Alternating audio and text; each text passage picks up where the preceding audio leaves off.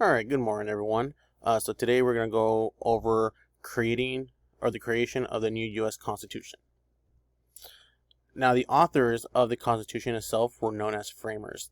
The framers of the Constitution were delegates from the states, and they met up in Philadelphia to write up the new declaration. Now, 12 of the 13 states sent delegates. The only state that was not present was Rhode Island. And we will talk more about Rhode Island in the coming days in regards to them ratifying the document later on. Many of the framers were well known even before the convention. Some of the framers included George Washington, who was obviously the general during the Revolutionary War, Alexander Hamilton, Benjamin Franklin, and James Madison. All the delegates agreed to work in secrecy as to not receive any influences or pressures from the outside. They would not discuss what was talked about in their meetings. They generally met in subcommittees or sub-meetings with other individuals to discuss some of the aspects of the document itself. The major thing that brought them all together, however, was that they all basically agreed that they needed a new form of government and they needed to get rid of the Articles of Confederation. So in order to do that, the framers got together and came up with a new plan. Now, many of the ideals for the Constitution they weren't original ideas that these framers came up with. A lot of Enlightenment thinkers gave influence to many of the framers. For example, William Blackstone's commentaries on the laws of England made basically laws understandable in England at the time and influenced a lot of English and British laws at that time. Baron de Montesquieu's The Spirit of Laws talked about the separation of power and preservation of civil laws. Jean-Jacques Rousseau's Social Contract, he describes or better way to say it, his work influenced, his work influenced the Constitution only works if everyone abides by it, meaning that the government works only if the people say, yes, this government will work for us.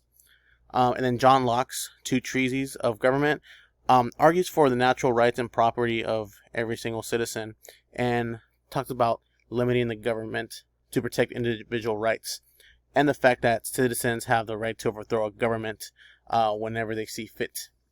And I just realized I misspelled government, and I will fix that later on. But all of these ideas that we have currently in the Constitution came from not just only these four Enlightenment thinkers and authors, but from many sources as well. So during the convention itself, there were many delegates, of course, like I explained earlier, and they all had their own forms of ideas and plans that would see fit overall for the Constitution. Virginia came up with their plan. The main ideas for the Virginia plan, as it came to be known, were they wanted 3 separate branches of the government. Congress would be bicameral, meaning that there would be 2 separate chambers. Congress would be able to admit new states, so if any of the new territories in North America wanted to join, Congress would be the ones who would be accepting of them. And that Congress would pick the executive and judicial officers, meaning that Congress would pick the president and they would pick also, for example, the Supreme Court justices. New Jersey, however, had their own different plan. They wanted 1 house in Congress, so meaning that they didn't want a bicameral, meaning 2 different houses in Congress. They wanted every single state to be represented equally. Virginia was a much bigger populous state as opposed to New Jersey, so New Jersey felt that they needed to be represented and be on the same playing field as Virginia. Powers to tax and regulate trade between the states. That was one of the biggest issues with the Article of Confederation. They could not regulate trade with one another, and they couldn't regulate trade with foreign states as well.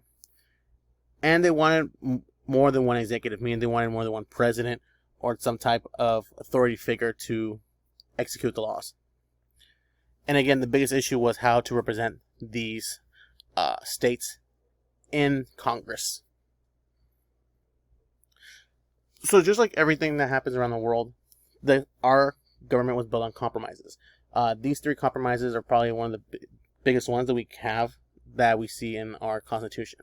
The first one is known as the Connecticut Compromise, also known as the Great Compromise.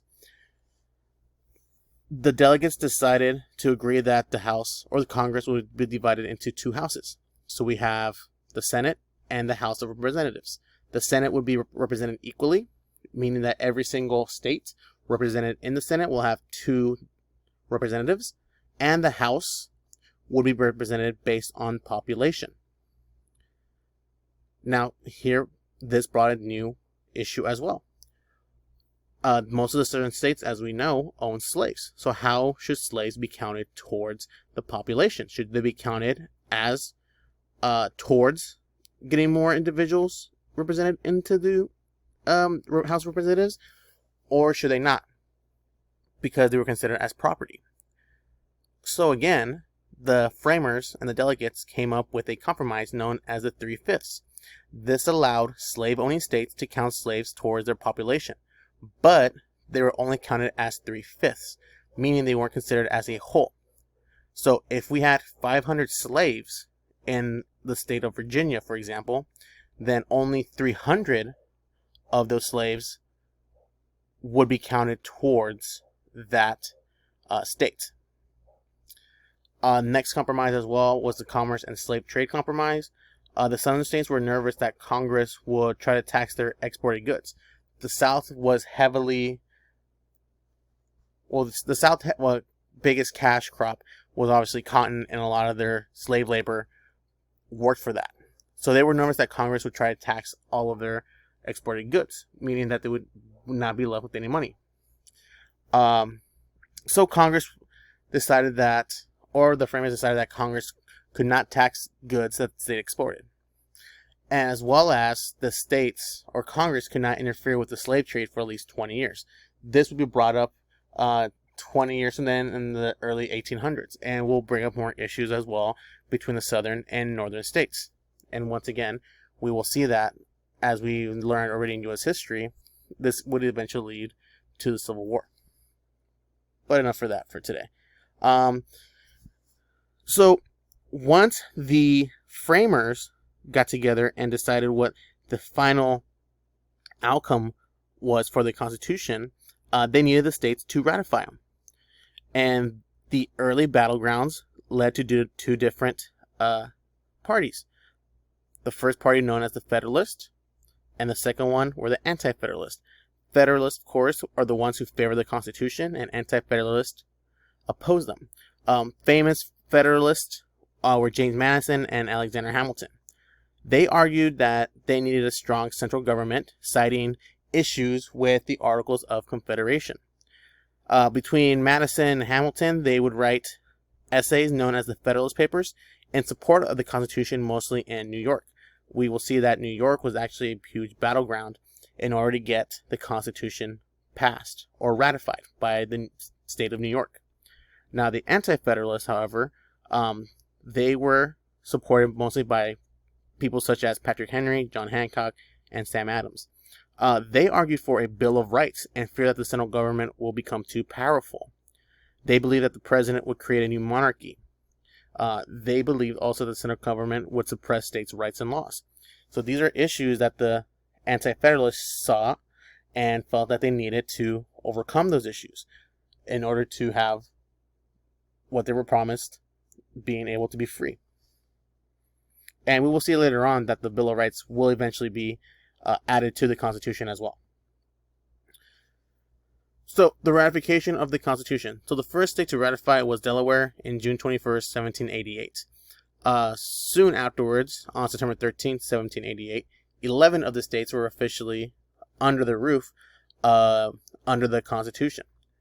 New York City was chosen as the temporary capital, and the first Congress under the new Constitution met on March 4th, 1789. And on April 30th, 1789, George Washington was sworn in as president. Alright guys, so once we're done with this, go ahead and work on your next assignment. Thank you. Bye.